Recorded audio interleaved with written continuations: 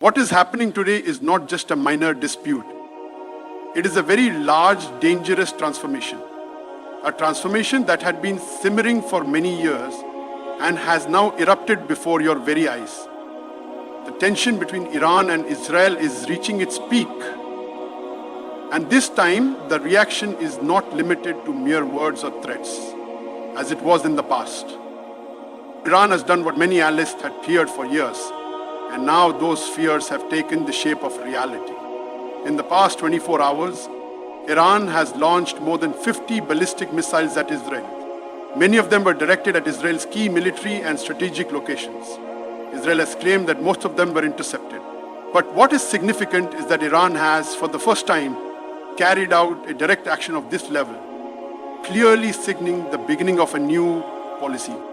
This attack is not just a response, it is a message. Through this storm of missiles and silence, Iran has told the world that it will no longer rely solely on resolutions and protests.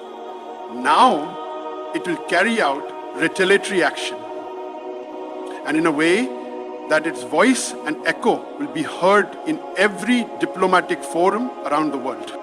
The most important aspect of Iran's changing attitude is that this time, instead of directly challenging America, it has adopted a cautious diplomatic approach. It seems Iran wants to make it clear that if America stays out, this war can remain limited to Iran and Israel. But if Washington chooses military intervention, then this war will cross Middle Eastern borders and turn into a global conflict. Strong reactions have also come from Russia and China. Russian President Vladimir Putin called Israel to condemn the attack and termed it a violation of international laws. China also issued a strongly worded statement calling Israeli aggression dangerous and irresponsible. This time, it is not just the Arab world, but major world powers are openly stepping into the field, which could further expand the scope of this war.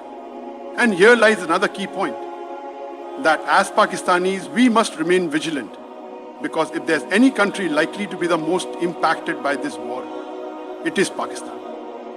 Because Israel's policy has always been to weaken or restrict the only nuclear power in the Muslim world, Pakistan, in any way possible. And the past alliance of Israeli intelligence agency Mossad and India's RAW stands as proof of how seriously these two countries are operating against Pakistan. At this moment, Israel and India are on the same page.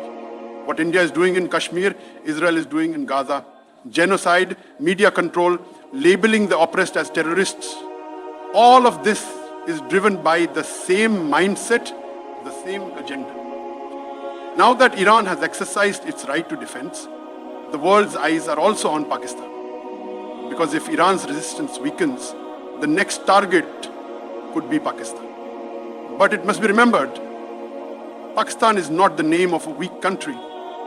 We possess the world's most advanced missile system with a range of over 7,500 km, capable of reaching Israel with ease. And our armed forces are not only highly trained, but also driven by the spirit of faith and equipped with modern technology.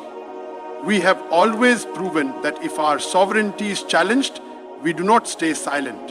In the current situation, one more reality is clear. This war is not only being fought on the battlefield, but also in the media, at diplomatic tables and within global narratives. And if Muslim nations remain divided even now, then in the future, they will be weakened one by one. This is the time for the Muslim world to unite, to move beyond statements and form real, practical unity. Pakistan must remain extremely alert. We must strengthen our diplomatic strategy. We must consider defense cooperation with Iran, and internationally we must raise our voice against Israel's growing influence and relations. Because this war is not just Iran's war. It is a war against an ideology that wants to keep Muslims divided, weak, and take control over their resources. If we remain silent today, then tomorrow this fire will be at our own door. Iran has taken the first step. And the world has seen that It doesn't just issue threats, it takes action. Now the decision lies with Pakistan, Turkey, Saudi Arabia and the entire Muslim world, whether they want to remain spectators or play the role in history. Time is very short, the challenge is great. But if we to wake up now, no power can bend us. The world is changing. We must change too. And while this war may seem distant, its echoes have reached our hearts. Now we must decide, will we only listen or will we respond as well?